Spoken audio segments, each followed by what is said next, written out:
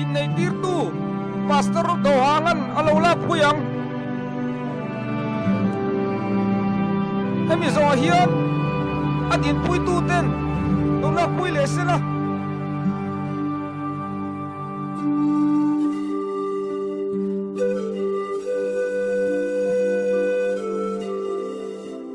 Oh, hemi zohian, ko then ona pate ten hupain.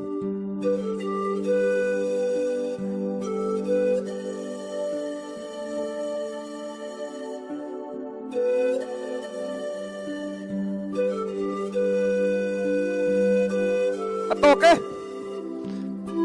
Tu na kalang ve tu eti song songin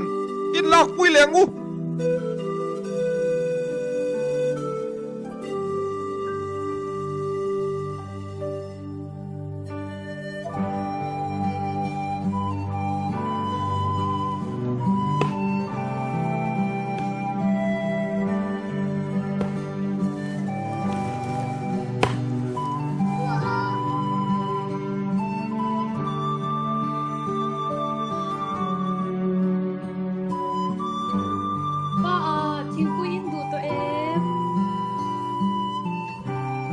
Miang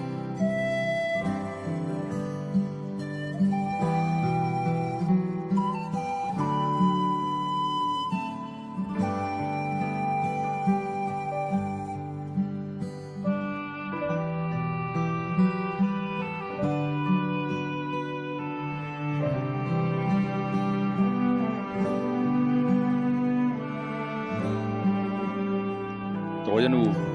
hei nak ti mai hi bola ka fa chu kun khala ni tareng maya toy nen in lo om be nok no ngai do na ni e dero patian dum ruwa thi ke ni nya the wa len si la wa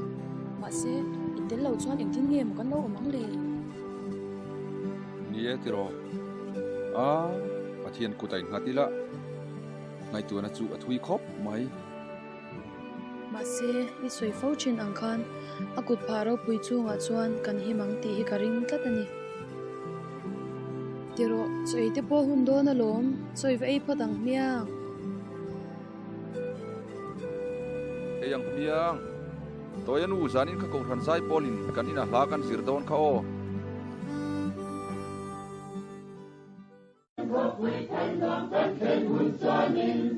Nomin hallelujah te apakin kan zar zar Sai toang Từ xem nào can sa tên rằng mọi lâu quy cân đến bằng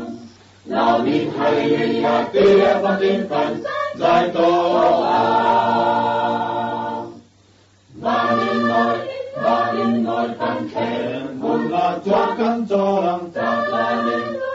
la ninh căn cho cung qua toang Chú lăng ngon ít chào Linh tên nào biết hay lý ya tia và tin phần Sai toang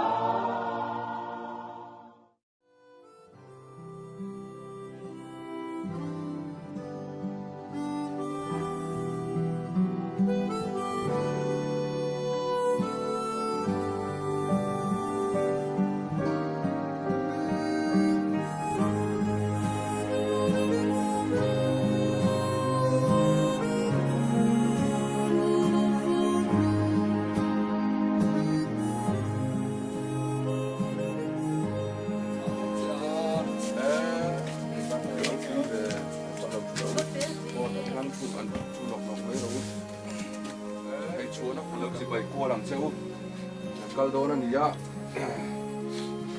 kuat lu nanti kau ini ya lo mana? Ngày hôm đó lẽ mày Kalau rey dona nanti kau, lu mami, lo mau sukai. Kalau dona ni ini dari mana? Lo mana? Kan pastor, cuai ya, kan lo. Ni boleh dia nu fa kalsan dona ni ya. Kan pastor kau ini trong kai này mình khá sẽ là suộc mấy đô ném một lề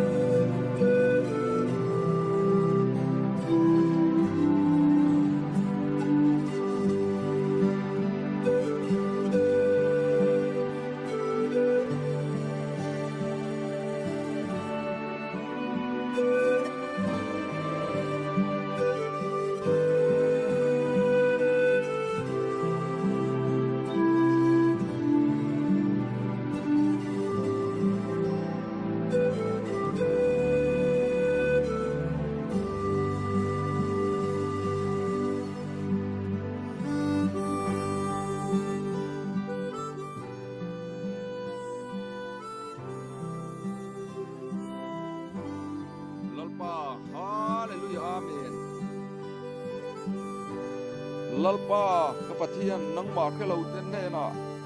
mangai na thu puang chuak tu ramin thlang hi ma sain lom thu karon soye lalpa voini a hian delo chuaneng ma kavani lo em iman tlang ni turin min siam thar liang che lalpa voini a hian tura tul hun po tuar thei turin min tran puyang che kanu pui fanau tele katha sel te tan pathian mal som na kani theinan min puila voini a hian lalpa kan pathian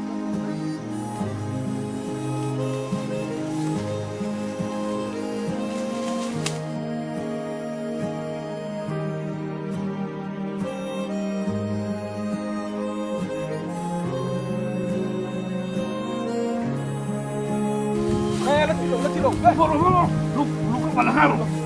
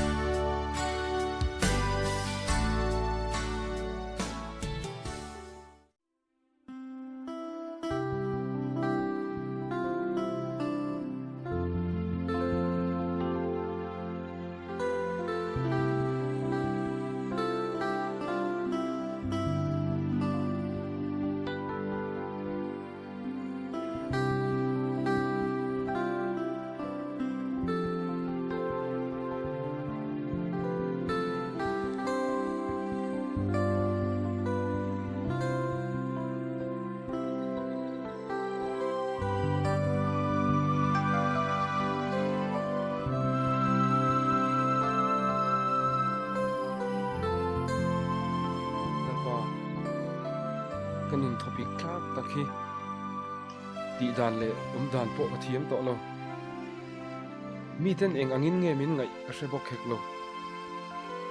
thil eng po to kila ikut pha ro pui chung hi kan him na alo ni sia lalpa ikut pha ro pui chung a omte nei ang le hriat ang hi ka hre ve tu ani min puyang che